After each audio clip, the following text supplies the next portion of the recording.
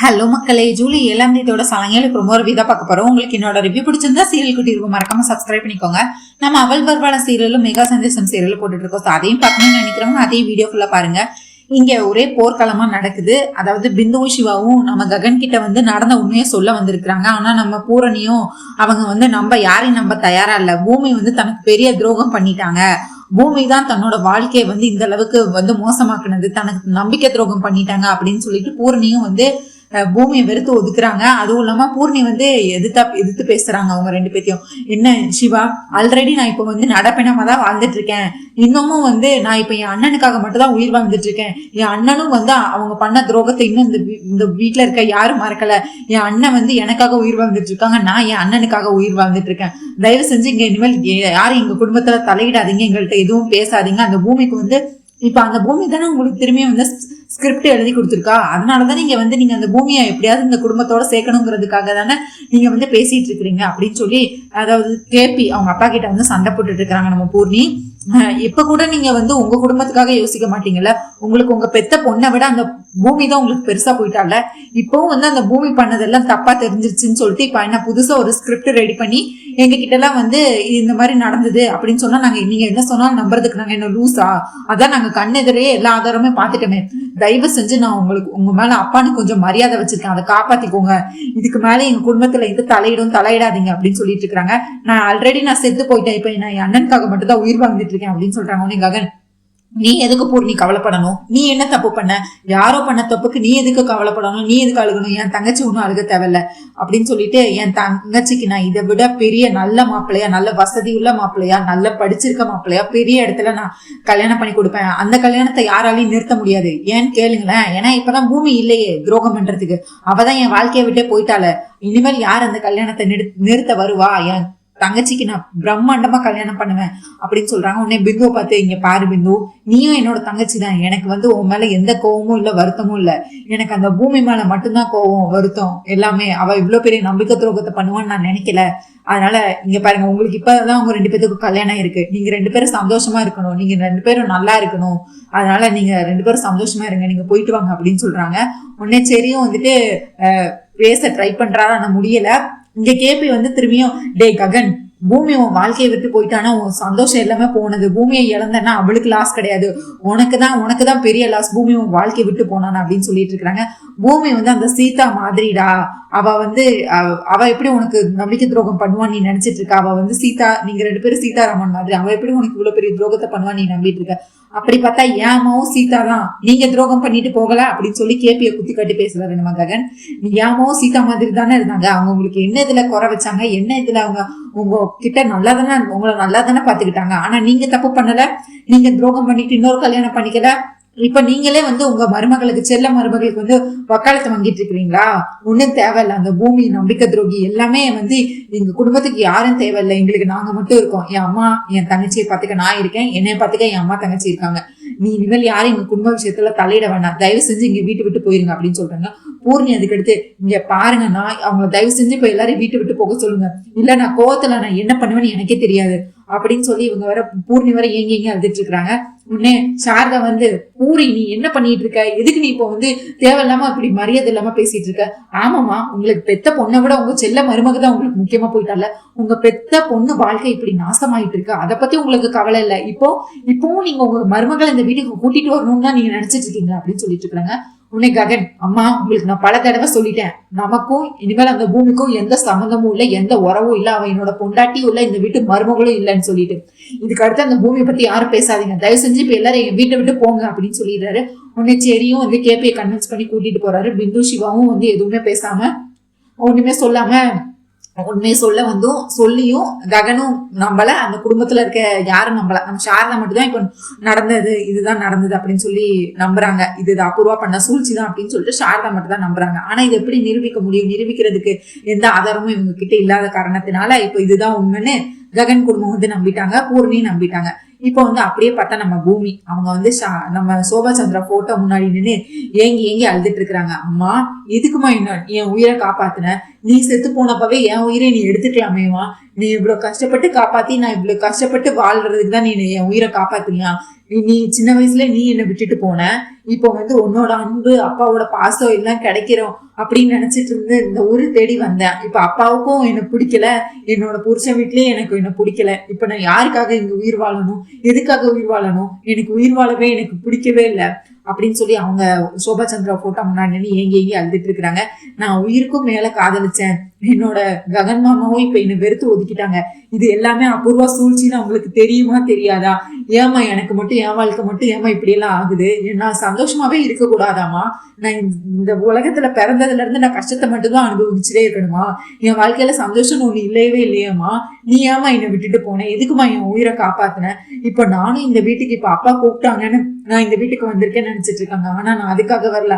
அபூர்வா எங்க அப்பா உயிரை எடுத்துருவாளோ, அபூர்வாவால அப்பா உயிருக்கு ஆபத்து இருக்கு, அதுக்காக தான் நான் இந்த வீட்டுக்கு வந்திருக்கேன் மாமா. ஆனா இப்ப நான் இந்த வீட்டுக்கு வந்தனால இப்ப ககன் மாமாக்கு நான் அவருக்கு பெரிய துரோகம் பண்ணிட்டேன், நான் அவங்க வீட்டையே வந்து சந்தி சிரிக்க வச்சுட்டேன், அவங்களுக்கு அந்த குடும்பத்துக்கு பெரிய துரோகத்தை பண்ணிட்டேன்னு நினைச்சு அவர் இன்னும் என் மேல கோபமாயிட்டு இருக்காரு. இப்ப நான் யாருக்காகமா நிக்கணும்? கட்டின புருஷனுக்காக அந்த வீட்டுல நிக்கணுமா, இல்ல பெத்த அப்பா உயிரை காப்பாத்ததுக்காக நான் இந்த வீட்டுல இருக்கணுமா? நான் இப்ப என்னமா முடிவெடுக்கணும்? ஏமா எனக்கு இவ்வளவு கஷ்டத்தை கொடுக்குறீங்க? இதுக்கடுத்து நான் எதுக்கு உயிர் வாழணும்? இதுக்கு நான் செத்தே போயிடலாமேமா அப்படின்னு சொல்லி நம்ம பூமியும் சோபா சந்திரா போட்டோ முன்னாடி ஏங்கி அழுதுட்டு இருக்கிறாங்க. எனக்கு தெரியாதுமா, எனக்கு தெரியாது, உங்களுக்கு தெரியும்ல எனக்கு ககன் மாமாவை எவ்வளவு பிடிக்கும், நான் எவ்வளவு அனுபவிச்சிருக்கேன்னு. நீங்க தான் எனக்கு என் மாமாவை என்கிட்ட கொண்டு வந்து சேர்க்கணும், என் மாமாவை என் மேல தப்பு இல்லைங்கிறத அவர் புரிய வைக்கணும், என் மேல அவருக்கு எவ்வளவு அன்பு, நான் அவரை எவ்வளவு காதலிக்கிறேன், எனக்கு அவர் மேல எவ்வளவு அன்பு இருக்குன்னு நீங்க தான் புரிய வைக்கணும் அப்படின்னு சொல்லி இவங்க சோபா சந்திரா போட்டோ முன்னாடி நின்று ஏங்கி அழுதுட்டு இருக்காங்க நம்ம பூமி. அடுத்து பார்த்தா இவங்க நம்ம லில்லி இருக்காங்கல்ல, அவங்க வந்து வாசல்ல காலையில எந்திரிச்சு யோகா பண்ணிட்டு இருக்கிறாங்க. யோகா மேட் எல்லாம் போட்டு யோகா எல்லாம் பண்ணிட்டு இருக்கிறாங்க, எக்ஸசைஸ் எல்லாம் பண்ணிட்டு இருக்கிறாங்க.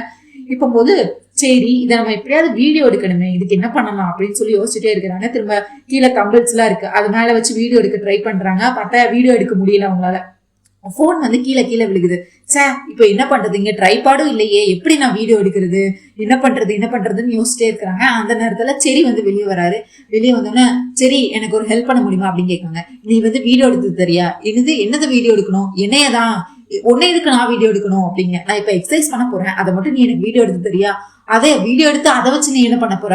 உனக்கு தெரியாதா? சரி அதான் நான் சோசியல் மீடியால போடுவேன், நம்ம டே டு டே என்ன பண்றோம்னு சோசியல் மீடியால அப்டேட் பண்ணிக்கிட்டே இருக்கணும், உனக்கு அதெல்லாம் தெரியாதா? அதுதானே இப்ப ட்ரெண்டே, நம்ம எக்ஸசைஸ் பண்றதெல்லாம் வீடியோ எடுத்து போட்டா நிறைய வியூஸ் வரும், நிறைய பேர் கமெண்ட் பண்ணுவாங்க, நிறைய பேர் என்ன மோட்டிவேஷன் எடுத்து என்ன மாதிரியே பண்ண ஆரம்பிப்பாங்க. அதுக்காக தான் நீ எனக்கு வீடியோ மட்டும் எடுத்துக்கூட, அதுக்கடுத்து என்ன நடக்குது நானே உனக்கு காட்டுறேன், என்னமோ நீ சொல்ற, சரி நான் வீடியோ எடுத்து தரேன் அப்படின்னு சொல்லிட்டு நம்ம சரியும் வந்து போனை பிடிச்சி வீடியோ எடுத்துட்டு இருக்கிறாரு. நம்ம லில்லியோ இங்க இருந்து போஸ் கொடுக்கறது அப்படியே கேமரா பார்க்காம வந்து அப்படியே எக்ஸசைஸ் பண்ற மாதிரி இவங்க ஒண்ணா எடுத்துட்டே இருக்கிறாங்க. அதுக்கடுத்து நிறைய போஸ் எடுத்துட்டாங்க, அவங்க பண்ற எல்லா எக்ஸசைஸுமே எடுத்துக்கிட்டே இருக்கிறாங்க. அதுக்கடுத்து போதுமா அப்படின்னு சொல்றாங்க. என்ன சரி அதுக்குள்ள முடிச்சுட்ட, நீ ஒரே ஆங்கிள் வச்சுதானே எடுத்துருக்க, வேற ஆங்கிள் வச்சு எடு, அப்பதானே நிறைய நான் எடிட் பண்றதுக்கு எனக்கு கொஞ்சம் ஈஸியா இருக்கும், இன்னும் நீ நிறைய வீடியோஸ் எல்லாம் எடு, அப்போ பிக்சரும் எடு அப்படின்னு சொல்லிட்டு இருக்கிறாங்க. கொஞ்சம் தூரமா போய் ஆங்கிளை மாத்தி எடுக்கிறியா அப்படின்னு சொல்லி இவங்க வந்து என்ன பண்றாங்க, ஒரு செவத்துக்கு பின்னாடி நின்று சைட்ல நின்று எடுக்கிற மாதிரி எடுத்துட்டு இருக்கிறாங்க. இதை ஃபுல்லா மாடியில இருந்து பாக்குறாங்க நம்ம அபூர்வா. உடனே இதை போய் சரச்சந்திரா கிட்ட அப்படியே வேற மாதிரி கோத்து விடுறாங்க. ஐயோ மாமா, நான் அந்த செடியை பத்தி உங்ககிட்ட எத்தனை வாட்டி சொல்லியிருப்பேன், ஆனா நான் சொல்றதை நீங்க எப்பயாச்சும் நம்புனீங்களா? இப்ப வந்து பாருங்க அப்படின்னு சொல்லி காட்டுறாங்க. இங்க பாருங்க, லில்லி யாரு, உங்க ஃப்ரெண்டோட பொண்ணு தானே, இந்த ஊருக்கு இப்பதான் இந்தியாவுக்கு முதல்ல வந்திருக்கா, இங்க வந்து கல்ச்சர் எல்லாம் நல்லா இருக்கும்னு நினைச்சுதானே, நம்மள நம்பி தானே நம்ம வீட்டுல பாதுகாப்பா இருக்கணும் தானே இந்த வீட்டுக்கு வந்திருக்காங்க. ஆனா பாருங்க, அவன் எக்ஸசைஸ் பண்றதா அவளுக்கே தெரியாம இவன் சரி வந்து வீடியோ எடுத்துட்டு இருக்கான். இங்க என்ன நடக்குதுன்னு பாருங்க, இவன் எவ்வளவு சீப்பான கேரக்டர்னு இப்ப வச்சு புரிஞ்சுக்கோங்க. இவன் சரியான பொம்பளை பொறுக்கி, எனக்கு நல்லாவே தெரியும் இந்த செடியை பத்தி. இவன் வந்து தேவையில்லாம நம்ம நட்சத்திரா கழுத்துல தாலி கட்டான். நானும் இத்தனை நாள் எதுக்கு பொறுத்து இருந்தேன், அவன் நம்ம வீட்டு மாப்பிள்ள நட்சத்திரா கழுத்துல தாலி கட்டிட்டான், அதுக்காக தான் நான் பொறுத்து போயிட்டு இருந்தேன். ஆனா இப்ப பாருங்க, இப்ப லில்லியும் நமக்கு இன்னொரு பொண்ணு மாதிரி தானே, உங்க ஃப்ரெண்டோட பொண்ணுனா அவ யாரு, வேற வீட்டு பொண்ணா? இல்ல நம்ம வீட்டு பொண்ணு மாதிரி தானே. ஆனா அவ எக்ஸசைஸ் பண்றதே இப்படி வீடியோ எடுத்துட்டு இருக்கானா, இவன் எவ்வளவு மோசமானவன் பாருங்க மாமா அப்படின்னு சொல்லி வேற மாதிரி கொளுத்தி போட்டுட்டாங்க. இவர் வேற அதுக்கு ஏத்த மாதிரி நம்ம செடியும் வந்து செவத்துக்கு சைட்ல நின்று யாருக்குமே தெரியாத மாதிரி மறைஞ்ச வந்து வீடியோ எடுக்கிற மாதிரி எடுத்துட்டு இருக்கிறாரு. ஆங்கிளை மாத்தி எடுக்க சொன்னது லில்லி. இதெல்லாம் தற்செயலாம் நடக்குது. அபூர்வா வந்து அதை அவங்களுக்கு சாதகமா மாத்திக்கிறாங்க. உடனே மாடியில இருந்து பார்த்த நம்ம சரச்சந்திராவோ, இவன் என்ன இவ்வளவு சீப்பா இருக்கான், இவனை போய் என் தம்பி பையன் சொல்றதுக்கு எனக்கு அதாவது என் தங்கச்சி பையன் சொல்றதுக்கு எனக்கு ரொம்ப கேவலமா இருக்கு, அசிங்கமா இருக்கு அப்படின்னு சொல்லி நான் பாத்துக்கிறேன் அபூர்வா அப்படின்னு சொல்லிட்டு கோவமா அங்க இருந்து கிளம்பி போயிடுறாரு. இன்னும் பார்த்தா நம்ம சரி வீடியோ எடுத்துக்கிட்டே இருக்கிறாரு. அப்புறம் பார்த்தா நம்ம மருதானியிலையும் இவங்க நட்சத்திரம் வராங்க, அவங்களும் பாக்குறாங்க. அவ நட்சத்திராக்கு முதல்ல எல்லாம் என்ன நடந்தது, லில்லி தான் போனு கொடுத்தாங்க, எதுவுமே தெரியாது.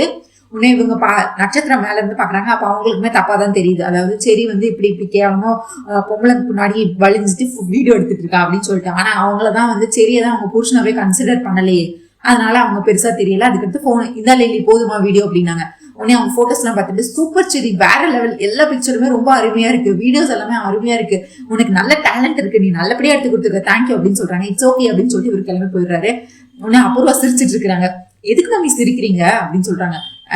இது வரைக்கும் இப்ப நல்லா கொளுத்தி போட்டிருக்கேன், அது தீ பிடிச்சு இன்னும் கொஞ்சம் நேரத்துல எரியும், அதுக்காக தான். என்ன மம்மி சொல்றீங்க, நம்மளோட எதிரி யாரு, வேற யாரு, அந்த பூமி தான் அப்படின்னு நட்சத்திரா சொல்றாங்க. அவளை முதல்ல இந்த வீட்டை விட்டு அனுப்பணும்னா அவளுக்கு முதல்ல இந்த வீட்டுல சப்போர்ட் பண்றது யாரு, வேற யாரு, இவன் தான், அந்த செடி தான். அவனை முதல்ல இந்த வீட்டை விட்டு அனுப்பணும்ல, அவ பூமி கொண்டு அப்படியே துடிச்சுக்கிட்டு வந்து பண்றாள் எல்லாத்தையும், முதல்ல இந்த செடியை ஒழிச்சு கட்டணும், அதுக்கான ஏற்பாடை தான் நான் பண்ணிட்டு இருக்கேன் அப்படின்னு சொல்லிட்டு இந்த மாதிரி பேசிட்டு இருக்கிறாங்க. சரி மம்மி, எப்படியோ அந்த செடி ஒழிஞ்சா சந்தோஷம் தான் அப்படின்னு சொல்லி இவங்க பேசிட்டு இருக்க. அடுத்து அப்படியே பார்த்தா நம்ம பூமி வந்து மறுநாள் இப்ப ரொம்ப சாதாரணமா ஒரு சாதாரண சேலை கட்டிட்டு, அதாவது மஞ்சள் கயிறு மட்டும் தான் போட்டிருக்காங்க. முன்னாடி மாதிரி வந்து ரொம்ப அழகா அலங்காரம் பண்றது அந்த மாதிரி இல்லை. ஏன்னா இப்ப ககனை பிரிஞ்சுட்டாங்கல்ல, அதனால ரொம்ப சிம்பிளா இருக்கிறாங்க. தலையை பின்னிட்டு இருக்கிறாங்க. தலையை பின்னும் போது திடீர்னு பார்த்தா அவங்க வீட்டுல வந்து ககன் வர்ற மாதிரி அவங்களுக்கு ஒரு கனவு வருது. ககன் வந்துட்டாங்கன்னு நினைச்சிட்டு சட்டையை பிடிச்சு அடிக்க ஆரம்பிக்கிறாங்க. அடிச்சு, மாமா உங்களுக்கு என்ன தைரியம் இருந்தா நீங்க, உங்களுக்கு என் மேல நம்பிக்கையே இல்லையா, என்னமோ என்ன அந்த அளவுக்கு காதலிக்கிறேன், இந்த வானத்து வரைக்கும் இந்த ஆகாசம் வரைக்கும் நான் உனக்கு காதலிக்கிறேன் அப்படி இப்படின்னு சொன்னீங்க. காதலுக்கான முதல் இதே என்னது, நம்பிக்கை. அது என் மேல உங்களுக்கு சுத்தமா இல்லையா, யாரோ ஏதோ ஒரு வீடியோ கட்டினா அதை நம்புவீங்களா, அதுல வாய்ஸ் மாறி இருக்குன்னு கூட தெரியாதா, நீங்க என்ன சொல்லிருக்கணும், என்னோட பூமி தப்பு பண்ணிருக்க மாட்டா, எனக்கு நல்லாவே தெரியும் அப்படின்னு நீங்க சொல்லிருக்கணும். ஆனா நீங்க அந்த எமோஷனலா இருந்தீங்க. சரி, அதுக்கு அடுத்து கூட உங்களுக்கு யோசிக்கணும்னு தோணலையா, அதுக்கு அடுத்து நீங்க யோசிச்சு பாத்துருக்கணும்ல, என்னோட பூமி இதை பண்ணிருக்க மாட்டா, யார் சொன்னாலும் நான் நம்ப மாட்டேன், பூமி இப்படி ஒரு துரோகத்தை என் குடும்பத்துக்கு பண்ணிருக்க மாட்டான்னு நீங்க தான் சொல்லியிருக்கணும். ஆனா நீங்க சொல்லாம என்னை வீட்டை விட்டு வெளியே அனுப்புனீங்க, என் வாழ்க்கையை விட்டு போன்னு சொன்னீங்க. உங்களுக்கு என்ன தைரியம் இருந்தா, எந்த துணிச்சல் இருந்தா அந்த மாதிரி என்கிட்ட பேசிருப்பீங்கன்னா பலர்னு கண்ணத்துல செவக்க அடிச்சு வச்சிடுறாங்க. அதுக்கடுத்து யாருன்னு பார்த்தா அது நம்ம சரி, ககன் வந்திருக்க மாட்டாரு, சரிதான் பூமி கிட்ட பேசலாம்னு வந்திருப்பாரு. நம்ம பூமிய வந்து செரிய வந்து ககன் நினைச்சு இந்த மாதிரி பேசி சட்டையை பிடிச்சி சண்டையை போட்டு பலர்னு அடைஞ்சு அதுக்கடுத்து செரிய பேசவே விட மாட்டாங்க. பூமி நிறுத்து, வலிக்குது அப்படின்னு சொல்லுவாங்க. அதுக்கடுத்து பார்த்தாதான் சரி நீயா அப்படின்னு கேட்பாங்க. எனக்கு என்ன நடந்துச்சுன்னு புரிஞ்சிருச்சு, நீ வந்து ககனன்னா நினைச்சு என்ன பேசியிருக்கேன்னு எனக்கு புரிஞ்சிருச்சு, நான் அப்புறம் வரேன் அப்படின்னு சொல்லிட்டு கண்ணத்துல வலியோட அவர் கிளம்பி போவாரு. அதுக்கடுத்து பார்த்தா சாரதா கிட்ட இருந்து நம்ம பூமிக்கு கால் வரும். உடனே பூமி கால், அத்தை என்னத்த பண்றீங்க, எப்படி இருக்கீங்க அத்தை அப்படின்னு சொல்லி, பூமி நீ எப்படிமா இருக்க அப்படின்னு சொல்லுவாங்க. நான் என்ன இங்க வந்து உங்களை எல்லாத்தையும் விட்டுட்டு நான் இங்க என்ன சந்தோஷமா பார்த்தா இருக்க முடியும், உங்க பையன் வந்து என்ன புரிஞ்சுக்கவே இல்லை அப்படின்னு சொல்லுவாங்க. எனக்கு தெரியுமா, இவன் ஏதோ கோவத்துல ஏதாவது பேசணும்னு பேசிக்கிட்டு இருக்கான், அவன் பொறுமையா யோசிச்சான்னா அவனுக்கே புரிய வரும், இருந்தாலும் நீ எவ்வளவு கஷ்டப்படுவேன்னு எனக்கு தெரியும், உனக்கு இந்த குடும்பத்து மேல எவ்வளவு மரியாதை இருக்கு, அன்பு இருக்கு, எல்லாமே எனக்கு தெரியும், சரி அப்படின்னு சொல்லி இவங்க பேசிட்டு இருப்பாங்க. இந்த நேரத்துல ககன் வந்துருவாரு. உடனே பேச்ச மாத்திடுவாங்க நம்ம சாரதா. ஏய் பூமி, உனக்கு எவ்வளவு திமிரு இருந்தா நீ எனக்கு கால் பண்ணிருப்ப, அதான் என் பையனு உன் உறவு வேண்டான்னு முடிச்சுக்கிட்டான்ல, நீ இப்போ என்கிட்ட வர நீ எதுக்கு போன் பண்ணி பேசிட்டு இருக்க, என்கிட்ட பேசி என்ன நடக்க போகுது, நீ பேசுனா நான் உன்கிட்ட அன்பா பேசுவேன், மருமகளே வா மருமகளேன்னு உன்கிட்ட பேசுவேனா, என் பையனுக்கே உன வேண்டான்னு சொல்லிட்டான், இப்ப நான் மட்டும் எதுக்கு உங்ககிட்ட பேசணும் அப்படின்னு சொல்லிட்டு இருப்பாங்க. அத்தை என்ன சொல்றீங்க, நீங்க தானே எனக்கு கால் பண்ணீங்க அப்படின்னு பேசிட்டு இருப்பாங்க. இங்க பாரு, என் பையன் சொன்னதுதான், எனக்கு பையனுக்கு பிடிக்கலன்னா எனக்கு உனக்கு பிடிக்கல, அவ்வளவுதான், இனிமேல் எனக்கு கால் பண்ற வேலையெல்லாம் வச்சுக்காத, உனக்கு எனக்குமான பந்தம் எப்போ முடிஞ்சு போச்சு அப்படின்னு சொல்லி நம்ம சாரதா சொல்லிட்டு இருக்காங்க. ஓ ககன் மாமா பக்கத்துல வந்துட்டாங்களா அத்தை அப்படின்னு கேட்பாங்க. ஆமா, உனக்கு எனக்கான பந்தம் முடிஞ்சிருச்சுன்னு நான் சொல்றேன்ல அப்படின்னு சொல்றாங்க. தெரியும், இன்னைக்கு சாயங்காலம் நான் வந்து துர்கையம்மன் கோயிலுக்கு 4 மணிக்கு வருவான், அதுக்கு சாட்சியா சொல்றேன், உனக்கும் எனக்குமான உறவு முடிஞ்சு போச்சு அப்படின்னு சொல்றாங்க. இது துர்கையம்மன் சாட்சியா உறவு முடிஞ்சு போச்சா, என்னதான் சொல்றீங்க, எனக்கு ஒண்ணுமே புரியல, இதுக்கு மேல நீ எனக்கு போன் பண்ணாதன்னு சொல்லிட்டு கட் பண்ணிடுறாங்க. உடனே ககன் இதெல்லாம் பின்னாடி இருந்து கேட்கிறாரு. கேட்டுட்டு அப்படியே கிட்ட வர்றாரு. என்னம்மா யாருமா? வேற யாரு? அந்த பூமி தான். நீயே வேண்டாம், உறவு வேண்டாம், எதுவும் வேண்டாம்னு சொல்லிட்டேன். இப்ப நான் மட்டும் அவகிட்ட பேசணுமா? அதுதான் இனிமேல் எனக்கு எந்த போன் காலும் பண்ணாத, உனக்கு எனக்கு எந்த உறவும் இல்லைன்னு நான் சொல்லி கட் பண்ணிட்டேன் ககன் அப்படின்னு சொல்லிட்டு போறாங்க. உடனே பூர்ணிய ரூம்ல இருந்து வராங்க. ஐயோ அண்ணா, அம்மா இப்படி பேசுறாங்களா? கண்டிப்பா வாய்ப்பே இல்ல. பூமி அண்ணி மேல அம்மாக்கு எவ்வளவு அக்கறை இருக்கு, எவ்வளவு பாசம் இருக்குன்னு எனக்கு தெரியும். அண்ணா அம்மா இதுக்கு இந்த மாதிரி பேசிட்டு இருக்காங்க சம்மந்தமே இல்லாம. உடனே ககன் சொல்றாரு, அதெல்லாம் ஒண்ணும் இல்ல, சம்மந்தம் இல்லாம பேசல. அவங்க செல்ல மருமக்களை இன்னைக்கு சாயங்காலம் 4 மணிக்கு துர்கை அம்மன் கோயில்ல போய் மீட் பண்ண போறாங்க. அதத்தான் வந்து சொல்லிட்டு இருக்காங்க. கோயில்ல போய் இன்னைக்கு அவளுக்கு இன்னைக்கு உறவை நான் முடிச்சு விட்டுறேன் 2 பேத்துக்கும். நான் இன்னைக்கு 4 மணிக்கு கோயிலுக்கு போறேன் அப்படின்னு சொல்லிட்டு நம்ம ககன் வந்து பூர்ணி கிட்ட சொல்லிட்டு இருக்காங்க. இங்க உடனே எப்படியோ அதுக்கு அடுத்துதான் கொஞ்ச நேரம் கழிச்சுதான் நம்ம பூமி புரியுதோ, ஓ அப்ப 4 மணிக்கு என்ன துர்கை அம்மன் கோயிலுக்கு வர சொல்லியிருக்காங்களா, சரி சரி அப்படின்னு சொல்லிட்டு இவங்க 4 மணிக்கு பார்த்தா நம்ம சாரதா கூடவே இவங்க பூரணியும் பட்டு சேலை கட்டிட்டு சீக்கிரமே எனக்கு கல்யாணம் நடக்கணும், பழசெல்லாம் நான் மறக்கணும் அப்படின்னு சொல்லிட்டு ஒரு சேஞ்சுக்காக கோயிலுக்கு வந்திருக்கிறாங்க. உடனே கோயிலுக்கு வந்தோடனே இவங்க சாரதா வேற, ஐயோ 4 மணி ஆச்சு, பூமி வர வந்திருப்பாளே, இப்ப எப்படியாவது நான் பூரணி கலட்டி விடணுமே, என்ன பண்ணலாம் அப்படின்னு சொல்லிட்டு, பூரணி நீ உள்ள போய் அந்த துர்கை அம்மன் கிட்ட விளக்கேத்தி நீ என்ன உனக்கு வேணும்னு கேக்குறியோ கண்டிப்பா அதை உனக்கு பண்ணி கொடுப்பாங்க. அதனால நீ மனப்பூர்வமா விளக்கேத்தி நீ வந்து அம்மன் கிட்ட கேளு, சீக்கிரமே உனக்கு நல்லது நடக்கணும், சீக்கிரமே கல்யாணம் ஆகணும்னு சொல்லிட்டு. சரிங்கம்மா நான் விளக்கேத்தி கேட்கிறேன் அப்படின்னு சொல்லிட்டு, சரி எனக்கு ஒரு சின்ன வேலை இருக்கு, நான் முடிச்சுட்டு வந்துடுறேன், நீ போய் விளக்கேத்தி சாமி கும்பிட்டுரு அப்படின்னு சொல்லிடுறாங்க. இவங்களோ வாசலே எதிர்நோக்கி பாத்துட்டு இருக்கிறாங்க. எப்படா பூமி வருவா, நம்ம எப்படா பேசலாம், நம்ம வேற 4 மணிக்கே வர சொன்னோமே, இவ வந்தாலா இல்லையோ, எங்க இருக்கான்னு சொல்லிட்டு வாசலே பாத்துட்டு இருக்காங்க. நம்ம பூமியோ லேட்டா வராங்க. ஐயோ லேட் ஆயிடுச்சு, அத்தை வேற என்ன 4 மணிக்கே வர சொன்னாங்க, நான் வேற லேட் ஆயிடுச்சு, அத்தை இருக்காங்களே போயிட்டாங்களா என்னன்னு வேற தெரியலையே அப்படின்னு சொல்லிட்டு இவங்களை எதிர்நோக்கி பாத்துக்கிட்டே இருக்காங்க. வாசலையே நம்ம பூமி படிக்கட்டுல ஏறி வந்துகிட்டே இருக்கிறாங்க. அதுக்கடுத்து 2 பேரும் ஒருத்தர் பாத்துடுறாங்க, பூமியும் சாரதாவும். அத்தை அப்படின்னு சொல்லிட்டு, பூமி எப்படிமா இருக்கு அப்படின்னு கேட்காங்க. அத்தை நான் அந்த வீட்டுல இருந்து இங்க வந்துட்டேன், நான் எப்படி அத்தை நல்லா இருக்கேன்னு நான் எப்படி சொல்லுவேன், நீங்க எதிர்பார்க்கறீங்க அப்படின்னு சொல்லிட்டு, எனக்கு தெரியுமா நீ உனக்கு என் பையன் மேல நீ எவ்வளவு காதல் வச்சிருக்க, ககனும் உன் மேல எவ்வளவு காதல் வச்சிருக்க, எல்லாமே எனக்கு தெரியும், நீ எந்த தப்பும் பண்ணலன்னு எனக்கு தெரியும். ஆனா ககன் இப்ப ஏதோ கோவத்துல இருக்கான், அவனுக்கு இதை வந்து புரிய வைக்கிற நேரம் இது கிடையாது, அவனே புரிஞ்சுப்பான், கொஞ்ச நாள் டைம் கொடுத்தா அவனே எல்லாம் சரியாயிருவான், அவன் புரிஞ்சுப்பாமா அப்படின்னு சொல்லிட்டு இருக்கிறாங்க. அதுக்கடுத்து மடியில உட்கார வச்சு நம்ம பூமியும் அழுதுட்டு இருக்கிறாங்க. எனக்கு நீ யாரத்தான் இருக்கா, என் அம்மாவும் என்னை விட்டுட்டு போயிட்டாங்க, ஒட்டுமொத்த அன்பும் நான் மாமா மேலதான் வச்சிருந்தேன், இப்ப அவங்களும் என்னை வெறுத்து ஒதுக்கிட்டாங்க, எனக்கு தெரியும், நீங்க மட்டும்தான் என்ன புரிஞ்சு வச்சிருக்கீங்க, உங்களுக்கு மட்டும்தான் என் மேல நீங்க என்ன நடந்தாலும் நீங்க மட்டும்தான் என்ன நம்புறீங்க அப்படின்னு சொல்லி பேசிட்டு எமோஷனலா பேசிட்டு இருப்பாங்க. நான் வந்து யார வேணாலும் நம்புவேன், நம்பாம போக மாட்டேன், ஆனா என்னோட மருமக பூமியை பத்தி எனக்கு நல்லாவே தெரியும், அவ எது பண்ணாலும் அது நல்லதுதான் இருக்கும், கண்டிப்பா நீ இந்த மாதிரி ஒரு காரியம் பண்ணிருக்கேன்னு சொன்னா நான் யாரு வந்து அந்த கடவுளை இறங்கி வந்து சொன்னாலும் நான் நம்ப மாட்டேன் பூமி அப்படின்னு சொல்லி எமோஷனலா 2 பேரும் அழுதுட்டு இருக்காங்க. சாரதா மணியில பூமி உட்காந்து எங்க அழுதுட்டு, அத்தை ககன் மாமா என்ன நினைச்சிட்டு இருக்காங்க, எனக்கு நான் அவருக்கு துரோகம் பண்ணிட்டேன்னு என்ன வாழ்க்கையை விட்டு விலக்கி வச்சுட்டாங்க, ஆனா வந்து இப்போ நான் ஏதோ எனக்கு பெரிய பனிஷ்மெண்ட் பெரிய தண்டனை கொடுத்துட்டேன்னு நினைச்சிட்டு இருக்காங்க. ஆனா அவரை பார்க்காம, ககன் மாமா பார்க்காம, அவர்கிட்ட பேசாம அவரை விட்டு விலகி இருக்கிறது எனக்கு ஒவ்வொரு நிமிஷமா என்ன சாகடிச்சிட்டு இருக்குன்னு அவருக்கு புரியல. அவருக்கு நான் ஏதோ பெரிய துரோகம் பண்ணிட்டேன்னு அவர் மனசுக்குள்ள அழுதுட்டு இருக்கிறாரு. ஆனா அதுக்காக தண்டனை கொடுக்கறதா நினைச்சு இப்போ எனக்கு வாழ்க்கை ஃபுல்லா எனக்கு இவ்வளவு பெரிய தண்டனை கொடுத்துட்டாங்களே, இனிமேல் நான் ககன் மாமா வாழ்க்கையில வரவே முடியாதா, அவ்வளவுதானா, நான் வந்து காதலிச்ச என்னை அனுபவிச்ச எல்லாருமே என்னை விட்டு போயிடுறாங்க, என் அம்மா என்னை விட்டு போனாங்க, என் அப்பா இதுதான் எனக்கு உண்மை தெரிஞ்ச அடுத்த நொடியே அவரு என்னை விட்டு பிரிஞ்சு போயிட்டாரு, இனிமேல் நீ என் பொண்ணே இல்லைன்னு சொல்லிட்டு போயிட்டாரு, இப்ப நான் ககன் மாமா தான் என் ஒட்டுமொத்த உலகம்னு வாழ்ந்துட்டு இருந்தேன், ஆனா அவரும் இப்ப என்ன வேண்டான்னு ஒதுக்கி வச்சுட்டாரு, இதுக்கடுத்து நான் இதுக்கத்த உயிர் வாழணும் அப்படின்னு சொல்லிட்டு இருக்கிறாங்க. சாரதாவோ இங்க பாருமா, ககன் வந்து பூர்ணிக்கு கல்யாணம் ஆகல, அந்த வெறுப்புலதான் உன்னை வந்து இந்த மாதிரி கோவத்துல இருக்கானே தவிர, இப்ப பூர்ணிக்கு மட்டும் கல்யாணம் ஆகி அவ வந்து சந்தோஷமா அவ கல்யாண வாழ்க்கையில இருந்தான்னு வச்சுக்கோங்க, அதுக்கடுத்து ககனும் வந்து அந்த கில்ட்டினஸ்ல இருந்து வெளியே வந்துருவான், அவன் மனசுல இருக்க பெரிய பாரம் வந்து இறங்கிரும், பூரணி வாழ்க்கை சரியாயிடுச்சுன்னா அடுத்து அவன் உன்னையும் வந்து ஏத்துப்பான், உன்னையும் மன்னிச்சு அவனோட காதல் வந்து அவனுக்கு அதுக்கடுத்து வெளியே மறைச்சு வைக்க மாட்டான், அவனோட காதல் வெளிவந்துரும், அதுக்கடுத்து கண்டிப்பா பூர்ணி கல்யாணம் ஆன அடுத்த நொடியே அவன் சந்தோஷமா இருக்கிறத பார்த்து அடுத்த நொடியே அவனும் ஒண்ணு மன்னிச்சு ஏத்துப்பான் அப்படின்னு சொல்லிட்டு இருக்கிறாங்க. அதுவும் இல்லாம பூர்ணிக்கு அவ பெரிய இடத்துல மாப்பிள்ளை பாத்துட்டு இருக்காமா அப்படின்னு சொல்லி சாரதா வந்து சொல்லிட்டு இருப்பாங்க பூமி கிட்ட. உடனே அத்தை அப்போ 1 வாரத்திலே பூர்ணிக்கு சீக்கிரமே கல்யாணத்தை முடிச்சு வைங்க அப்படின்னு சொல்றாங்க. ஏமா அப்பதானே மாமா கூட நான் சேர்ந்து வாழ முடியும் அப்படின்னு சொல்லி, ககன் கூட அப்பதானே நான் சேர்ந்து வாழ முடியும் அப்படின்னு சொல்லிட்டு இருப்பாங்க. சரின்னு இப்படி பேசிட்டு இருக்கும் போதே பார்த்தா ககன் வந்துருவாரு. உடனே நம்ம சாரதா வந்து எந்திரிச்சு குடுகுடு மறைஞ்சு கோயிலுக்குள்ள போயிருவாங்க. உடனே ககன் வந்து பூமியை மட்டும் பாத்துருவாரு. ஏய் என்ன என்னமாமா நீங்க என்னமாமா கோயிலுக்கு வந்திருக்கீங்க, நீங்க யார் பார்க்க வந்தீங்க, என்னை பார்க்கவா வந்தீங்க அப்படின்னு சொல்லி என்னமாமா அதிசயமா கோயிலுக்கு எல்லாம் வந்திருக்கீங்க, நீங்க கோயிலுக்கு எல்லாம் வரமாட்டீங்களே அப்படின்னு பூமி வந்து பேசிட்டு இருக்காங்க. ஏய் நீ ஓவரா நடிக்காத, நீங்க என் அம்மாவை தான் பார்க்க வந்திருக்கேன்னு எனக்கு நல்லாவே தெரியும், ரொம்ப நடிக்கிற நீ அப்படின்னு சொல்லிட்டு இருக்காங்க. நான் எதுக்கு மாமா நடிக்கணும், சரி வாங்க கோயிலுக்குள்ள வாங்க, உள்ள ஒரு சக்தி வாய்ந்த அம்மன் இருக்கு, அந்த அம்மன் கிட்ட நம்ம என்ன வேண்டிக்கிட்டாலும் உடனே நடக்கும், வாங்க நம்ம 2 பேரும் சேர்ந்து சாமி கும்பிடலாம். இந்த மாதிரி ஓவரா நல்லவள நடிக்கிற வேலையெல்லாம் வச்சுக்காத, நீ கோட் வரல, நீ எங்க அம்மா கிட்ட போன்ல பேசினா எனக்கு தெரியாது நினைச்சிட்டு இருக்கியா, நீ தானே சொன்ன எங்க அம்மா உங்ககிட்ட சொன்னாங்களே 4 மணிக்கு சுப்பிரமணிய கோயில்ல வந்து துர்கையம்மன் கோயில்ல மீட் பண்ணலாம், நீங்க 2 பேரும் கோட் வேர்ட்ல பேசுனது எனக்கு என்ன தெரியாது நினைச்சிட்டு இருக்கியா, நீங்க என் அம்மா பக்கம் தான் வந்திருக்கேன்னு எனக்கு நல்லாவே தெரியும், ஓவரா நடிக்காத, இப்ப பாக்குறேன் அப்படின்னு பிடிக்கிறேன் எங்க அம்மாவை அப்படின்னு சொல்லிட்டு இவர் ககன் வந்து கோயில்ல சாரதாவை தேடி கோயிலுக்குள்ள போறாரு. உடனே நம்ம பூமி எப்படியோ நல்ல வேலை தப்பிச்சிட்டோம் அப்படின்னு சொல்லி இங்க வந்து இப்பதான் பெருமூச்சு விட்டுட்டு இருக்கிறாங்க நம்ம பூமி.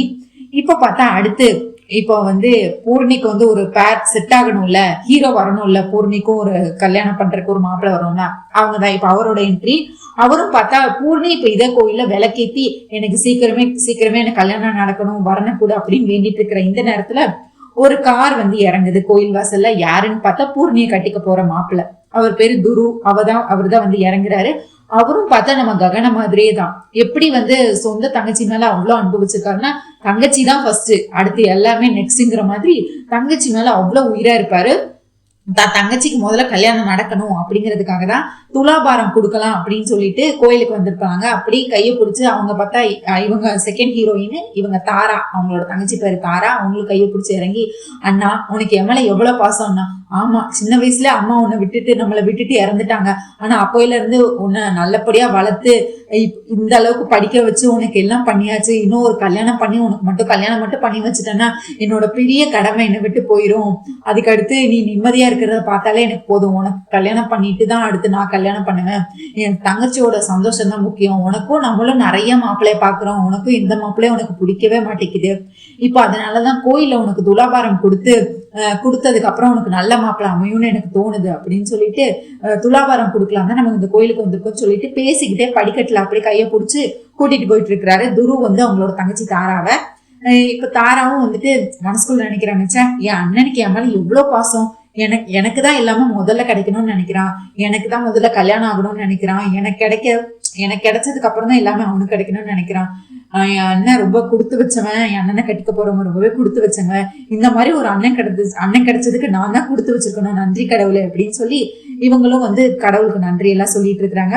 அடுத்து பார்த்தா இங்க ககன் வந்து சாரதாவை கோவில் ஃபுல்லா தேடிட்டே இருக்காங்க, எங்க இருக்காங்க தேடிட்டே இருக்காரு. நம்ம பூர்ணி பார்த்தா விளக்கேத்தி சாமி இது என்னது, இது எனக்கு பெரிய பரீட்சை, இது எனக்கு புரியல, உன்னோட விளையாட்டே எனக்கு புரியல, நான் வந்து எவ்வளவு காதலிச்சேன் சிவாவை, ஆனா அவன் வந்து பிந்துவை கல்யாணம் பண்ணிட்டு என்னை ஏமாத்திட்டு போயிட்டான், இதுக்கு அடுத்து நான் உயிர் வாழ்றதே வேஸ்ட்ன்னு நினைச்சிட்டு இருந்தேன், இப்ப நான் என் அண்ணனுக்காக மட்டும்தான் உயிர் வாழ்ந்துட்டு இருக்கேன், என் அண்ணனும் எனக்கு ஒரு கல்யாணம் பண்ணி வச்சாதான் வந்து அவனும் நிம்மதி ஆவான், என் அண்ணன் எனக்காக தான் உயிர் வாழ்ந்துட்டு இருக்கான், என் அண்ணன் வந்து அவளுக்கு பிடிச்ச பூமியவே விட்டு எனக்காக விட்டு கொடுத்துட்டு அந்த காதலே வேண்டான்னு உறவே முடிச்சுட்டான், என் அண்ணன் மனசு கஷ்டப்படக்கூடாது, வந்து என் அண்ணனும் சந்தோஷமா இருக்கணும், எனக்கும் சீக்கிரமே கல்யாணம் நடக்கணும் கடவுளே அப்படின்னு சொல்லி இவங்க வேண்டிட்டு இருப்பாங்க. இவங்க சேலை தானே கட்டிட்டு வந்தாங்க, அது வந்து ஒரு சைடு ஃபிளீட் போட்டு கட்டிருப்பாங்க, அதாவது சேலை விரிச்சு பின் பண்ணாம விரிச்சு போட்டு சேலை கீழே வர போட்டிருப்பாங்க. அது பார்த்தா இவங்க இப்படி சாமி கும்பிட்டு இருப்பாங்க, கீழே பார்த்தா அகல் விளக்கெல்லாம் நிறைய ஏற்றி வச்சிருப்பாங்க, தீ பிடிச்சி எரிய ஆரம்பிச்சிரும். இவங்க அது தெரியாமலே இவங்க சாமியை ரொம்ப பக்தியா கும்பிட்டு இருப்பாங்க, எனக்கு சீக்கிரமே எனக்கான கணவரை என் கண்ணு முன்னாடி காட்டு அப்படின்னு சொல்லி நம்ம பூர்ணி வந்து ரொம்ப தெய்வீகமா கடவுள்கிட்ட வேண்டிட்டு இருப்பாங்க அந்த துர்கை அம்மன் கிட்ட. இங்க பார்த்தா அடியில பார்த்தா நம்ம பூரணியோட சேலை தீ பிடிச்சி எரிய ஆரம்பிச்சிடும். அதுக்கு அடுத்து கொஞ்ச நேரம் கழிச்சு பார்ப்பாங்க, ஐயோ யாராவது காப்பாத்துங்க, அம்மா என்னை காப்பாத்துங்க, ஹெல்ப், ஐயோ சேலை தீ பிடிச்சி எரியுது, காப்பாத்துங்கன்னு கத்திட்டு இருப்பாங்க. இந்த நேரத்துல பார்த்தாதான் நம்ம துரு, அதாவது அந்த தாராவோட அண்ணன் இருக்காருல்ல, நம்ம பூர்ணிக்கு பார்த்திருக்க மாப்பிள்ள, அவரோட என்ட்ரி இப்பதான் வரும். அவரு ஒரு பானை நிறைய தண்ணி எடுத்துட்டு வருவாரு. உடனே ஐயோ யாரோ காப்பாத்துறாங்க அப்படின்னு சொல்லிட்டு நம்ம பூரணி மேல அப்படியே அந்த ஒரு பானை தண்ணியும் சரசரன்னு பூரணி தலையில இருந்து கால் வர ஊத்திடுவாங்க. ஊத்துனா அந்த அந்த தீயெல்லாம் அணைஞ்சு போயிடும். நம்ம பூர்ணியும் உடனே யாரா இப்படி தண்ணி ஊத்துறேன்னு திரும்பி பார்ப்பாங்க. உடனே இந்த துரு வந்து பேசிட்டு இருப்பாரு, நீங்க எதுக்கும் கவலைப்படாதீங்க, நீங்க ஏதோ கடவுள்கிட்ட ஏதோ ரொம்ப தெய்வீகமா வேண்டிட்டு இருந்தீங்க, இது ஏதோ கெட்டதா நடந்துச்சுன்னா நினைக்காதீங்க, கண்டிப்பா நீங்க ஆசைப்பட்டது எல்லாமே உங்களுக்கு நடக்கும், நீங்க ஆசைப்பட்டது எல்லாமே உங்களுக்கு கிடைக்கும், நீங்க கொஞ்சம் பார்த்து பத்திரமா இருங்க, இது பண்ணாலும் இனிமேல் வந்து என்ன நம்மள சுத்தி என்ன இருக்குன்னு கொஞ்சம் பாத்துக்கோங்க அப்படின்னு சொல்லி இவர் வந்து சொல்லிட்டு இருப்பாரு. உடனே அந்த ஐயர் வந்து, என்னம்மா நீ இப்படிதான் சேலையை கட்டிட்டு வர்றதா, என்ன கீழே என்ன இருக்கு எது இருக்குன்னு கீழே கண்ணை வச்சு பாக்குறது இல்லையா அப்படின்னு சொல்லி கேட்டுட்டு இருப்பாரு. ஐயோ ஐயரே, நீங்க எதுக்கு அந்த பொண்ணை திட்டிட்டு இருக்கிறீங்க, யாராவது தெரிஞ்சே வந்து இந்த மாதிரி பண்ணுவாங்களா, அவங்க கவனக்குறைவாலதான் இந்த மாதிரி நடந்திருக்கு, நீங்க எதுவும் மனசை வருத்திக்காதீங்க, உங்களுக்கு எல்லாமே நல்லதாவே நடக்கும் அப்படின்னு சொல்லி இருப்பாங்க. உடனே நம்ம பூர்ணி வந்து கையெடுத்து கும்பிடுவாங்க. எங்க நான் என்ன கடவுளா, நீங்க கடவுள் அங்க இருக்காங்க, நீங்க அங்க பார்த்து கும்பிடுங்க அப்படின்னு வந்து துரு வந்து ரொம்ப அன்பா பேசினாரு. இப்ப பார்த்தா பூர்ணி வந்து துரு மேல காதல்ல விழுந்துட்டாங்க. ககன் வந்து தேடிட்டே வரும்போது பூர்ணிய இப்ப துரு போயிருவாரு, பூர்ணி மட்டும் அந்த இடத்துல நின்றுட்டு இருப்பாங்க. என்னாச்சு பூர்ணி, எதுக்கு மேல ஃபுல்லா தண்ணியா இருக்கு, என்னாச்சு அப்படிங்கும்போது அந்த ஐயர் சொல்லுவாரு, இந்த பொண்ணு சேலையில தீ பிடிச்சி எரிஞ்சிச்சுப்பா, ஒரு பையன் வந்து காப்பாத்தினாரு, தண்ணி ஊத்தி காப்பாத்தலன்னா இந்நேரத்துக்கு இந்த பொண்ணு உயிரோடயே இருந்திருக்காது அப்படின்னு சொன்னாங்க. ஆமா அண்ணா, நான் வந்து ரொம்பவே பயந்துட்டேன்னா, ஆனா எனக்கானவரை நான் பாத்துட்டேன்னா, இந்த கோயில்ல தான் அவரு இருக்காரு அப்படிங்கிற மாதிரி அந்த துரு வந்து எனக்கு கடவுள் வந்து கண் திறந்துட்டாரு, எனக்கான மாப்பிள்ளைய இப்போ எனக்கு கண்ணுல காட்டிட்டாருண்ணா அப்படின்னு சொல்ல, அவரும் இந்த கோயில்ல தான் இருக்காரு அப்படின்னு சொல்லுவாங்க. சரி நீ எதுக்கும் கவலைப்படாதமா, உனக்கு எதுவும் ஆகல, சரி வா போலாம் அப்படின்னு சொல்லி கூட்டிட்டு வருவாங்க. அடுத்து பார்த்தா இங்க தாராக்கு வந்து துலாபாரம் கொடுக்கலாம்னு சொல்லிட்டு இவர் வந்து ஒரு தெராசுல தாரா உட்கார வச்சிருப்பாங்க, இன்னொரு தெராசுல அந்த கோயிலுக்கான நன்கொடை எல்லாம் வச்சிருப்பாங்க. அது வைக்க வைக்க வைக்க வைக்க பார்த்தா அது மேல ஏறவே ஏறாது. தாரா தானே மேல ஏறணும், அது வந்து தாரா பார்த்தா அந்த தெராசுல கீழே தான் உட்காந்துருப்பாங்க, ரெண்டு ஈக்குவலாவே வராது. அந்த இந்த தராசும் தாரா ஒரு தராசுல உட்காந்துருப்பாங்க, கோயில் நன்கொடை ஒரு தராசுல இருக்கும், ரெண்டுமே ஈக்குவலா வராது. ஐயோ அந்த இவங்க வேலைக்காரையும் கூட்டு வந்திருப்பாங்க, என்ன சார் இது துலாபாரம் கொடுக்கலான்னு வந்தீங்க, அதுவும் இல்லாம அம்மாவுக்கு சீக்கிரமே கல்யாணம் நடக்கணும்னு ஒரு நல்ல காரியத்துக்காக வந்திருக்கோம், ஆனா இந்த தராசை வந்து நேர்கோட்டிக்கே வரமாட்டேக்கே, இப்ப என்ன பண்றது அப்படின்னு சொல்லிட்டு இருப்பாங்க. இதுக்கு மேல என்னதான் வைக்கிறது. துருவும் ரொம்ப கவலையா இருப்பாரு, ஐயோ எல்லா நன்கொடையும் வச்சாச்சு, இன்னுமே வந்து துலாபாரம் வந்து சரியாவே வரமாட்டேக்கே, இப்ப என்னதான் பண்றது, கடவுளே இது என்ன விளையாட்டு, அம்மா நான் உங்களை தானே நம்பி இருக்கேன், தங்கச்சிக்கு நான் நல்லது பண்ணணும்னு நினைச்சிட்டு இருக்கேன், இந்த நேரத்துல என்ன இப்படி ஆகுது அப்படின்னு சொல்லி கவலையில நின்றுட்டு இருப்பாரு துரு. இந்த நேரத்துல ககன் அப்படியே ஹீரோ மாதிரி அந்த இடத்துல வந்து நிப்பாரு. நம்ம தாராவோ ககனோட அழகுல அப்படியே மயங்கிடுவாங்க. ககனை பார்த்து அடுத்த நொடியே பார்த்தா அந்த துலாபாரம் வந்து நேருக்கு நேரா சரியா நிக்க ஆரம்பிச்சிடும். ககன் அங்கேயே நின்று நம்ம சாரதாவை சுத்தி முத்தி தேடிட்டே இருப்பாரு.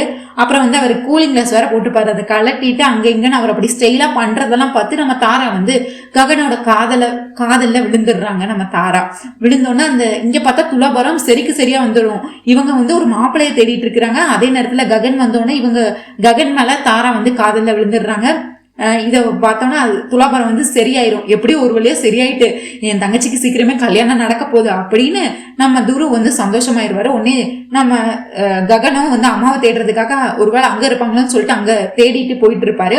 இங்க பார்த்தா நம்ம தாரா வந்து தெராசுல இருந்து இறங்கி வந்து எப்படியோ தாரா சரி ஆயிடுச்சு அப்படின்னு சொல்லிட்டு இருப்பாங்க. உடனே நம்ம தாரா வந்து ககனை தேடுறது யாருன்னு தெரிஞ்சுக்கணுங்கிறதுக்காண்டி அந்த துலாபாரத்துல அந்த தராசுல இருந்து இறங்கி வந்து ககனை தேட விடுவாங்க.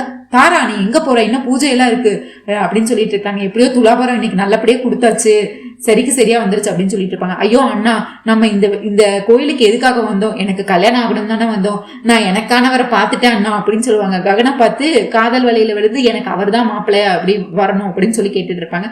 சரி எங்க போயிட போறாரு, நம்ம பூஜைக்கு தானே வந்திருக்கோம், இந்த பூஜை நல்லபடியா முடியணும், அப்பதான் உனக்கு கல்யாணம் சீக்கிரமா நடக்கும், நம்ம பூஜையை முடிச்சுட்டு அப்புறம் பாத்துக்கலாம் அப்படின்பாங்க.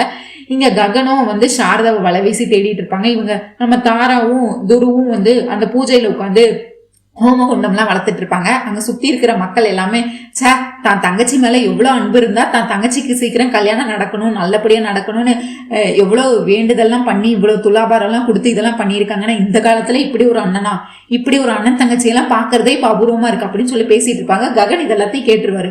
யார் இவங்க அப்படின்னா, உங்களுக்கு தெரியாதா, இவர் இந்த ஊர்ல பெரிய பிசினஸ் மேன், உங்களுக்கு தெரியாதா தம்பி அப்படின்னு சொல்லி ககன் கிட்ட துருவ பத்தி சொல்லுவாங்க. ஓ இப்ப இங்க என்ன பண்ணிட்டு இருக்காங்க, அவங்களுக்கு கல்யாணம் ஆயிடுச்சா, ஐயோ அந்த பையனுக்கு எல்லாம் கல்யாணம் ஆகல, அவன் வந்து அவன் தங்கச்சி பாசனா அவனுக்கு ரொம்ப அதிகம், அவன் தங்கச்சிக்கு முதல்ல கல்யாணம் பண்ணிட்டு தான் அவன் கல்யாணம் பண்ணி இருக்கான், அவங்க தங்கச்சிக்கு வந்து இப்ப துலாபாரம் கொடுக்கறதுக்காக தான் கோயிலுக்கு வந்திருக்காங்க, அந்த பொண்ணுக்கு சீக்கிரம் கல்யாணம் நடக்கணுங்கிறதுக்காக கடவுள்கிட்ட வேண்டிக்கிறதுக்காக தான் வந்திருக்காங்க, ரொம்ப நல்ல பையன் அப்படின்னு சொல்லிட்டு இருப்பாங்க. ஓ அப்படியா. உடனே நம்ம ககன் வந்து அதாவது தங்கச்சியவே இந்த அளவுக்கு பாத்துக்கிறான்னா கட்டிக்க போற பொண்ணை எந்த அளவுக்கு பார்த்துப்பாங்க, தங்கத்தட்டில வச்சு தாங்க மாட்டான் அப்படின்னு சொல்லிட்டு இவர் உடனே அந்த துருவ் வந்து போட்டோ எடுக்கிறாரு. இவர் இப்போ ககன் பிக்ஸ் பண்ணிட்டாரு, இவர் தான் வந்து பூரணிக்கு நல்ல மாப்பிள்ளையா இருக்கணும். பூரணியும் பிக்ஸ் பண்ணிட்டாங்க துருவ தான், ககனும் இப்ப துருவ தான் செலக்ட் பண்ணியிருக்காரு. தாரா பார்த்தா இப்ப ககனை வந்து புருஷனா செலக்ட் பண்ணிருக்காங்க. அப்படியே ஒரு சர்க்கிள் மாதிரி வருது. எல்லா பேரும் ஒரே குடும்பத்துலதான் இப்ப காதல் வேலையில விழுந்திருக்கிறாங்க. நம்ம தாரா வந்து ககன் மேல காதல் வேலையில விழுந்திருக்கிறாங்க, நம்ம துரு மேல வந்து நம்ம பூரணி வந்து காதல் வேலையில விழுந்திருக்கிறாங்க. உடனே இவங்க பூஜை எல்லாம் பண்ணிட்டு இருப்பாங்க. நம்ம ககன் வந்து இந்த துருவ போட்டோ எடுத்துட்டு போயிருவாங்க. இவங்க யாரு எப்படி என்னன்னு கண்டுபிடிக்கிறதுக்காண்டி போட்டோ எடுத்துட்டு ஒரு சாரதா தேட போயிருவாங்க. இங்க அப்படியே பார்த்தா கோயில்ல ஒரு அம்மன் இருக்கும், அந்த மஞ்சள் பூசி அம்மன்லாம் இருக்கும். அந்த அம்மனுக்கு முன்னாடி ஒரு பெரிய கம்பி மாதிரி வச்சிருப்பாங்க. அந்த கம்பியில வந்து தன்னோட வேண்டுதல் எல்லாம் வேண்டி அதுல வளையல வந்து போட்டோம்னா நம்ம வேண்டுதல் வந்து மூணு அட்டம்ப்ட், 3ல ஏதாவது ஒரு வளையல் உள்ள விழுந்துருச்சுன்னா நம்ம வேண்டுதல் வந்து அந்த அம்மா காதுல கேட்டுருச்சு, செவி சாய்ப்பாங்க, நம்ம வேண்டுதலை முடிச்சு கொடுப்பாங்க. அப்படி 3 வளையலுமே அந்த கட்டத்துல அந்த கம்பியில போய் விழுகல அப்படின்னா நம்ம வேண்டுதல் நடக்காது அப்படின்பாங்க. இதை வந்து எல்லாரும் அங்க வந்து பண்ணிட்டு இருப்பாங்க. உடனே பூமி வந்து கேட்பாங்க இது என்னதுமா அப்படிங்கும்போது ஒரு அம்மா விளக்கி சொல்லுவாங்க, நம்ம வேண்டுதலை வேண்டிட்டு 3 வளையல் வாங்கி போடணுமா, ஒரு வேலை நமக்கு நல்லது நடக்க போகுதுன்னா அந்த வளையல் வந்து அதுல போய் விழுகும், இல்ல நமக்கு அது சரியில்லை அது கெட்டதுன்னு நினைச்சா அந்த வளையல் வந்து அதுல விழுகாதுமா அப்படின்னு சொல்லிடுவாங்க. உடனே நம்ம பூமியும் 10 ரூபா கொடுத்து 3 கண்ணாடி வளையல வாங்கிட்டு வருவாங்க. சிவப்பு கலர் கண்ணாடி வளையல வாங்கிட்டு வந்து அதுல போடலாம் அப்படின்னு சொல்லிட்டு, கடவுளே இங்க பாரு, முதல்ல என் அம்மாவை எனக்கு தூரம் செஞ்ச, அதுக்கடுத்து என் அப்பா மேலதான் நான் ஒட்டுமொத்த அன்பையும் வச்சேன், என் அப்பாவையும் என் கிட்ட இருந்து புரிச்ச, இப்போ வந்து என் மாமா தான் என் ஒட்டுமொத்த உலகம், நான் இதெல்லாம் என்னோட சுயநலத்துக்காக பண்ணனா இல்லையே, 2 குடும்பத்தையும் ஒன்னாக்கணும், சாரதாத்தையும் கேபியும் மாமாவும் ஒண்ணு சேர்க்கணும், சாரதாத்த மேல கேபி மாமா எவ்வளவு காதல் வச்சிருக்காங்கன்னு புரிய வைக்கணும், அதை ககன் மாமா வந்து கேபி மாமாவை தப்பா நினைச்சிட்டு இருக்காங்க, இந்த 2 குடும்பத்தையும் ஒன்னாக்கணும் தான் நான் இவ்வளவு பாடுபட்டு இருக்கேன். ஆனா எனக்கு இப்படி ஒரு தண்டனையா, எனக்கு என் மாமா வந்து என்னை வெறுத்து ஒதுக்கி இப்ப வாழ்க்கையை விட்டே போன்னு சொல்லியிருக்காங்க, எனக்கு மட்டும் எதுக்கு இப்படி எல்லாம் நடக்கணும், அப்படி என்ன நான் கெட்டது நினைச்சிட்டேன், நான் நல்லது தானே நினைச்சேன், இப்போ இந்த 3 வளையல போடுவேன், என்னை என் மாமாவோட சேர்த்து வைப்பேன்னா இந்த 3 வளையல நான் போடுவேன் அப்படின்னு சொல்லுவாங்க. அவங்களும் அதுக்கடுத்து முதல்ல ஒரு வளையல வேண்டிட்டு கடவுளை வேண்டிட்டு போடுவாங்க. அது வந்து கம்பியில விழுகாது, கீழே விழுந்துரும். அடுத்து 2வது ஒரு வளையல் போடுவாங்க, அதுவும் கம்பியில விழுகாது, கீழே விழுந்துரும். திரும்ப 3வது ஒரு வளையல போடுவாங்க, அதுவும் கம்பியில விழுகாது, கீழே விழுந்துரும். கீழே விழுந்ததுன்னா அடுத்து பூமிக்கு வந்து ஏங்கி அழுக ஆரம்பிச்சிருவாங்க. கடவுளே, அப்ப நான் இந்த ஜென்மத்துல என் மாமா என் கூட சேர மாட்டாரா, என்னை புரிஞ்சுக்க மாட்டாரா, என்னை விட்டு நாங்க 2 பேரும் பிரிஞ்சுதான் இருக்கணுமா, என்னது இது பரிச்சை, எனக்கு ஏன் இப்படி எல்லாம் நடக்கணும், நான் என்ன தப்பு பண்ணேன் அப்படின்னு சொல்லிட்டு அடுத்து அவங்க தன்னம்பிக்கை விடல. திரும்ப அந்த வளையல் கடைக்கு போய் இருக்கிற 50 காசையும் அவங்ககிட்ட கொடுத்து அங்க எவ்வளவு வளையல், 50 வளையல் 100 வளையல் இருக்கும், எல்லா வளையலும் வாங்கிட்டு வந்து அந்த சேலையில தான் அப்படி அடுக்கி வச்சிருப்பாங்க. எல்லா வளையலும் மொத்தமா வாங்கிட்டு வந்து கீழே விரிச்சு வச்சிருவாங்க. விரிச்சு வச்சுட்டு மொத்தம் ஒரு 5 வளையல் 10 வளையல எடுத்து மொத்தமா வீச ஆரம்பிச்சிருவாங்க. அப்படின்னு பார்த்தா அந்த சேலையில ஒரு 100 வளையல் 200 வளையல் இருந்திருக்கும். எல்லா வளையலையும் போட்டிருப்பாங்க, ஒரு வளையல் கூட அந்த கம்பியில விழுந்திருக்காது, எல்லாமே கீழே தான் விழுந்திருக்கும். அதுக்கடுத்து ஏங்க அழ ஆரம்பிச்சிருவாங்க பூமி. அப்போ நான் என் மாமாவை விட்டு பிரிஞ்சுதான் இருக்கணும், நான் வந்து இனிமேல் சேரவே கூடாதா, நல்லது நினைச்சேன், எனக்கு இப்படி ஒரு தண்டனையா, எதுக்கம்மா, எதுக்கு என்ன உயிரோட இருக்கணும், இதுக்கு நான் செத்தே போலாமே, எதுக்கு நான் உயிரோட இருக்கணும்னு ஏங்கி அழுக ஆரம்பிச்சிருவாங்க. இப்போ வந்து நடக்கதை பார்த்தா நம்ம தாராவை வந்து ககனை காதலிக்கிறாங்க, துருவ தான் தங்கச்சிக்காக என்னெல்லாம் பண்ணலாம்னு முடிவுல இருக்காரு. இப்ப தாராவும் ககனுக்கும் வந்து கல்யாணம் நடக்குமா, இல்ல துருவுக்கும் பூரணிக்கும் கல்யாணம் நடக்குமா, யாருக்கு கல்யாணம் நடக்கும்னு சொல்லிட்டு நீங்க கமெண்ட்ஸ்ல சொல்லுங்க. அண்ட் உங்களுக்கு இந்த வீடியோ பிடிச்சிருந்தா லைக் பண்ணுங்க, ஷேர் பண்ணுங்க, சப்ஸ்கிரைப் பண்ண மறக்காதீங்க. மறக்காம நம்ம சேனல் சீரியல் குட்டிருவா சப்ஸ்கிரைப் பண்ணிக்கோங்க மக்களே. ஹை பட்டனை தட்டி விடுங்க. நம்ம அவள் வருவாள சீரியல், சலங்கேலி சீரியல், மேகா சந்தேசம் சீரியல் போட்டுட்டு இருக்கோம். ஸோ எல்லா சீரியலும் பாருங்க. உங்க தாட்ஸ் என்னன்னு கண்டிப்பா கமெண்ட்ஸ்ல சொல்லுங்க. அண்ட் மறக்காம ஹை பட்டனை தட்டி விடுங்க. நன்றி, நாளை சந்திக்கிறேன். பாய்.